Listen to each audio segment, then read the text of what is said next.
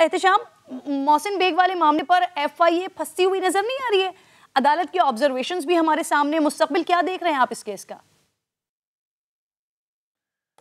جو آج ہیئرنگ ہوئی ہے اس کو سامنے رکھتے ہوئے تو جو باتیں کہی تھیں اس دن ایڈیشنل سیشن جج اسلام آباد نے، جس کے بعد ایڈوکیٹ جنرل اسلام آباد کا ایک سٹیٹمنٹ آیا تھا کہ ان کے خلاف ہم ریفرنس داخل کریں گے چیف جسٹس اسلام آباد ہائی کورٹ کے پاس. تو چیف جسٹس اسلام آباد ہائی کورٹ نے آج جو کچھ کہہ دیا ہے اسے آپ دیکھیں، جو اس آرڈر میں لکھا تھا اس کو تقویت ملتی ہے. اور آپ کو یہ بھی پتہ ہے کرن کہ جو ایڈوکیٹ جنرل اسلام آباد نے کہا تھا اس کی نفی کر دی، اس کو کانٹرڈکٹ کر دیا اٹارنی جنرل آف پاکستان نے، اور انہوں نے کہا کہ اس کے خلاف اپیل تو بنتی ہے اور اگر وہ اپیل کرنا چاہتے ہیں تو اپیل کریں، لیکن کوئی ریفرنس ہم داخل نہیں کریں گے. تو اس کیس میں شروع سے جو پرابلمز ہیں وہ تو ہم نے پہلے دن بھی ڈسکس کیے تھے. آج چیف جسٹس نے بھی کہہ دیا کہ 21D کا اطلاق بنتا ہی نہیں ہے تو کیسے کر دیا. پھر اس کے علاوہ آپ یہ دیکھیے کہ ایس او پیز کی بات کی اسلام آباد ہائی کورٹ نے، اور بہت سارے متعدد کیسز میں اسلام آباد ہائی کورٹ یہ کہہ چکے ایف آئی اے کو کہ آپ گرفتاری کے حوالے سے کوئی اپنے ایس او پیز بنائیے، یہ نہیں کہ جب آپ کا دل کرے اس کو اریسٹ کرنا ہے اس کو اریسٹ کر لیں اور کسی کو نہیں کرنا تو کسی کو نہ کریں. وہ ابھی تک نہیں ہو سکا، اور اتنے سخت ریمارکس کہ یہاں پر کوئی مارشل لاء تو نہیں، یعنی کہ اس واقعے نے عدالت کو بھی مارشل لاء کے دنوں کی یاد دلا دی ہے جو چیف جسٹس اسلام آباد ہائی کورٹ نے کہا ہے. پھر کتاب کا حوالہ انہوں نے کہا کہ وہ دینا کس طرح سے ایف آئی آر اس کے اوپر آپ نے دے دی، یہ بھی ایک ڈیبیٹ ہے، یہ ٹرائل کورٹ فیصلہ کرے گا. اور ایک بہت اہم بات جو کہ اب آرڈیننس کے ذریعے حکومت نے اس کو لیجیٹیمیٹ کر دیا وہ یہ کہ جو چیف جسٹس کا سوال تھا کہ ٹی وی شو کے اوپر پیکا ایکٹ کا اطلاق کیسے ہو گیا، کیونکہ وہ تو ٹیلی ویژن پہ ہوتا ہی نہیں تھا. لیکن ابھی جو انہوں نے اب یہی دونوں سوالات جس کا آپ تذکرہ کر رہے ہیں احتشام، یہ اس کیس کو دونوں پوائنٹس اس کیس کو کس طرف لے کے جا سکتے ہیں؟ ولید اقبال صاحب بھی میرے ساتھ موجود ہیں، ان کو بھی شامل گفتگو کر لیتے ہیں. ولید اقبال صاحب، سر آپ کو کیا لگ رہا ہے، آپ کس طرح سے دیکھ رہے ہیں آج ریمارکس دیے گئے محسن بیگ صاحب والے معاملے پر؟ اسلام آباد ہائی کورٹ کی آبزرویشنز دیکھیں تو پھر محسن بیگ کے خلاف شکایت بنتی ہی نہیں ہے. سر کسی کتاب کا حوالہ دینا فحش بات کیسے ہو گئی؟ سر جو سوشل میڈیا پر کلپ شیئر ہو رہا ہے وہ محسن بیگ تو شیئر نہیں کر رہے ہیں. ولید اقبال صاحب دیکھیں جی، اس بات کو آپ کو مد نظر رکھنا چاہیے کہ عدالت میں مکالمہ ہوتا رہتا ہے، وکلاء کا اور جج صاحبان کا، اور مکالمہ جو ہوتا ہے وہ مکالمہ ہی ہوتا ہے، وہ فیصلہ نہیں ہوتا. اور اس میں بہت سے عدالتوں میں بہت سی گفتگو ہیں اور بہت سے مکالمے ہوئے ہیں، اور آخر میں جو ہے نتیجہ حتمی یا فیصلہ جو ہے وہ ضروری نہیں ہے کہ وہی ہوا ہو جو کہ اس طرح سے مکالمے کے اندر ہوتا ہے. اور آپ نے خود اس بات کا ذکر کر دیا کہ اس مکالمے میں جو ہے اگر ایف آئی اے کو جو ہے تنقید کا انہوں نے نشانہ بنایا یا اس پہ کوئی آبزرویشنز دی ہیں، تو انہوں نے یہ نہیں کہا کہ یہ جو محسن بیگ صاحب ہیں یہ صحافیوں کے کوئی نیلسن منڈیلا ہیں یا کہ یہ بڑے مہان شخص ہیں. ان کا بھی جس طرح کا ماضی ہے، اور جو ہمیں اطلاع ملی ہے ابھی کہ 1987 سے ایکٹ پر بات ہوئی، جو وہاں پر انہوں نے ایکٹ کیا، ایف آئی اے کی ٹیم جب وہاں پر گئی انہوں نے جو ایکٹ کیا اس پر بات ہوئی. سر ماضی پہ بات نہیں ہوئی عدالت میں. میں آپ کو یہ کہہ رہا ہوں کہ مجھے ان کے ماضی کے بارے میں جو علم ہوا ہے کہ 1987 سے کسی کیس میں وہ مفرور ہیں. مطلب میں صرف کہہ رہا ہوں کہ یہ ان کو عدالت نے بھی کوئی مہان نہیں کہا، اور نہ میں ان کو مہان کہہ رہا ہوں اضافی طور پہ. میں نے آپ کو یہ عرض کیا، اور میں صرف اس کے علاوہ یہ کہنا چاہتا ہوں کہ جو بھی انہوں نے ریلیف مانگی تھی اس عدالت سے آ کے، وہ ریلیف ان کو نہیں ملی.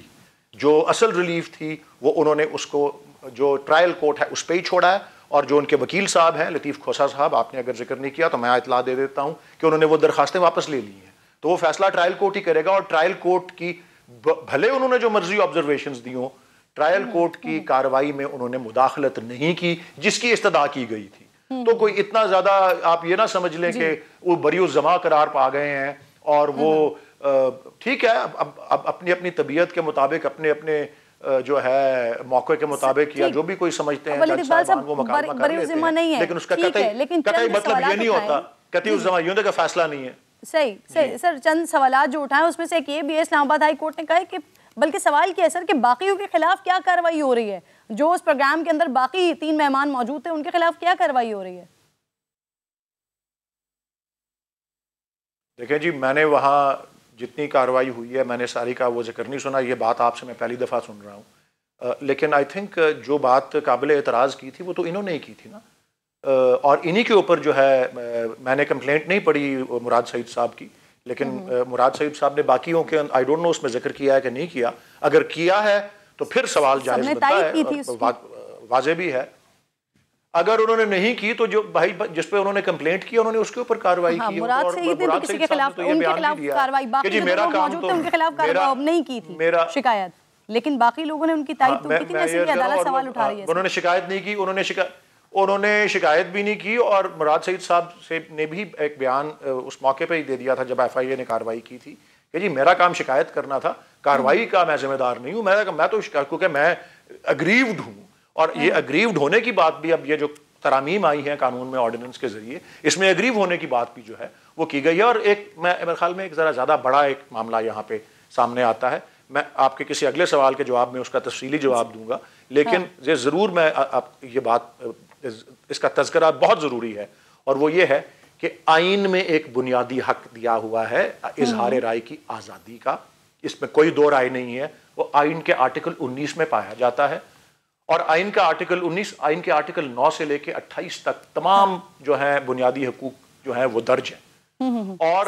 چند ایک دو ایسے حقوق ہیں جو لامحدود ہیں۔ آزادی اظہار رائے ایک ایسا بنیادی حق ہے جو آرٹیکل 19 میں جتنی پابندیاں اس کے اوپر ہیں کسی اور بنیادی حق پہ نہیں ہے، یہ بلینک چیک نہیں ہے، اس لیے آپ کہہ رہے ہیں کہ جو کچھ ہوا ہے وہاں پر یہ مطالبہ ہوا ہے، یہ فیصلہ نہیں ہے، بری ذمہ تو نہیں کہا جا سکتا۔ سر احتشام صاحب اسی بات کو ذرا آپ اسی بات کو آپ آگے کنٹینیو کیجئے گا، اور پھر ساتھ ساتھ عدالت کہتی ہے کہ ریاست کو ریلیف بھی نہیں ملی، ان کو ریلیف بھی نہیں ملی، میں یہ بھی عرض کر دوں جو انہوں نے ریلیف کی استدعا کی تھی وہ بھی نہیں ملی۔ بالکل ٹھیک ہے، بالکل ٹھیک ہے احتشام، لیکن سر وہ دوسرا معاملہ بھی تو ہے نا، عدالت کہہ رہی ہے کہ ریاست کی رٹ ہونی چاہیے، بے شک کوئی محسن بیگ کے گھر غلط گیا ہوگا لیکن قانون اپنے ہاتھ میں کیوں لیا انہوں نے؟ دوسرا یہ کہ محسن بیگ صاحب اسلحہ لائسنس یافتہ ہونے کا دعویٰ اس کو بھی ثابت نہیں کر سکے، اس پر بھی ایک نیا کیس درج ہو گیا ہے، تو اس پر ان کے لیے کیا مشکلات کھڑی ہو سکتی ہیں؟ چلیں وہ تو اسلحہ لائسنس تھا یا غیر لائسنسی تھا، اب سامنے ایف آئی آر ہو گئی ہے، دہشت گردی کی بھی انہوں نے دے دی F I R Mohsin Baig پہ،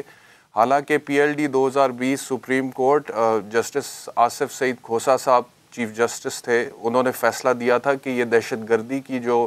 دفعہ ہے یہ صرف آپ دہشت گردوں پہ لگا سکتے ہیں جن کا تعلق بینڈ آؤٹ فٹ سے ہوتا ہے، کالعدم تنظیموں سے ہوتا ہے، لیکن اس کے باوجود انہوں نے محسن بیگ پہ بھی لگا دی ہے۔